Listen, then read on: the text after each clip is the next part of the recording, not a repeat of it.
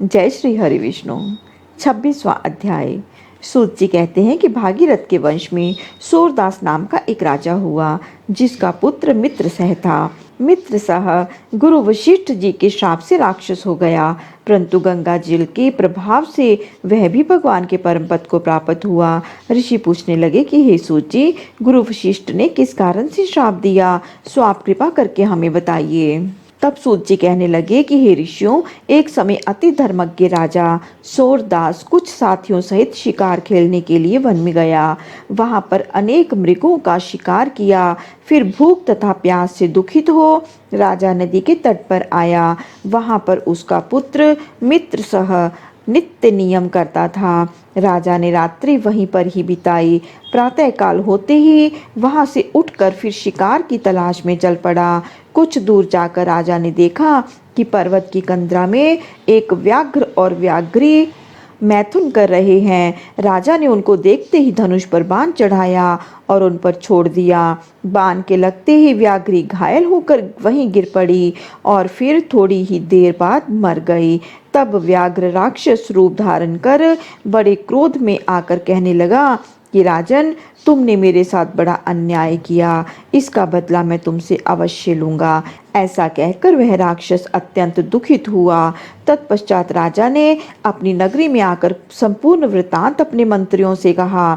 कुछ समय बीतने पर राजा सूरदास ने मुनियों को बुलाकर अश्वमेघ यज्ञ करवाया और गुरु वशिष्ठ जी ने विधि पूर्वक ब्रह्मादिक देवताओं को आहुति देकर यज्ञ समाप्त किया। फिर स्नान करने के लिए नदी के तट पर चले गए।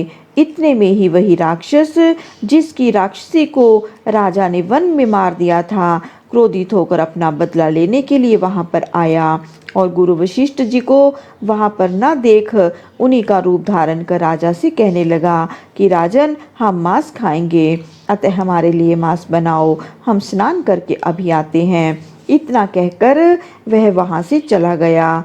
फिर उसी राक्षस ने रसोइये का रूप रखकर राजा को मनुष्य का मांस पका कर दिया।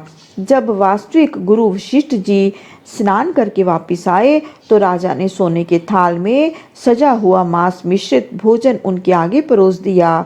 तब गुरु जी ने ज्ञान दृष्टि से मनुष्य के मांस का भोजन जान लिया और क्रोध युक्त होकर राजा को श्राप दिया कि हे राजन, तुमने हमको मनुष्य का मांस खिलाने की चेष्टा की और राक्षसों का भोजन दिया, सो तुम भी राक्षस हो जाओ। तब राजा ने कहा कि हे गुरुदेव, आपकी आज्ञा से ही ऐसा भोजन बनवाया गया है।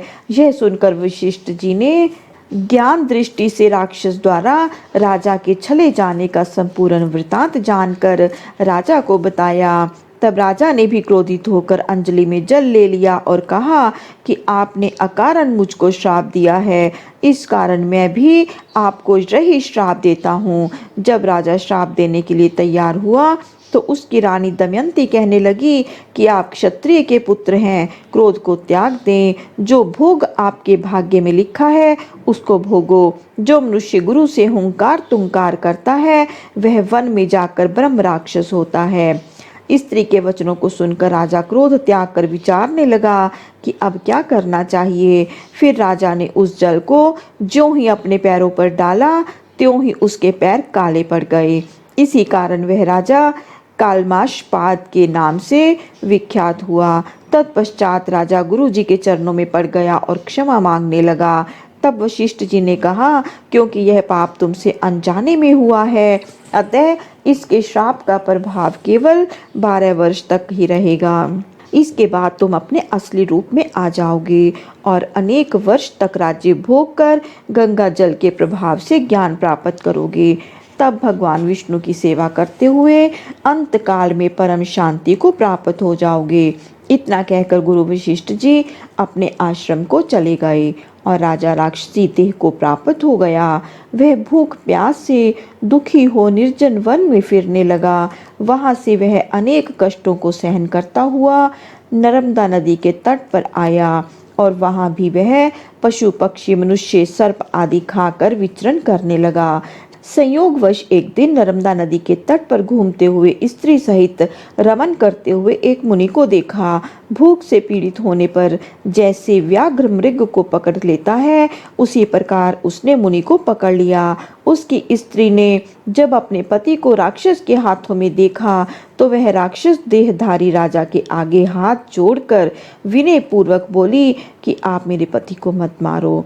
आप वास्तव में राक्षस नहीं हो, अपितु सूर्यकुल में उत्पन्न मित्रसह नाम रखे राजा हो। मेरा पुत्र अभी बालक है, अतः मैं बिना पति के इस वन में कैसे निर्वाह करूंगी। अतः तुम मेरे पति को प्राण दे दो। प्राण दान के समान अन्य कोई दान नहीं है।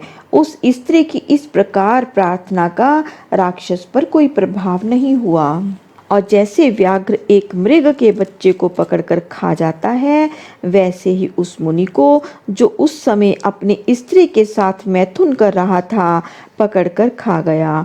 तब मुनि की स्त्री ने उसे श्राप दिया कि मैथुन करते हुए तुमने मेरे पति को मारा है, अतः तुम भी जब मैथुन करोगे तो मृत्यु को प्राप्त हो जाओगे और पुनः राक्षस देह धारण करोगे।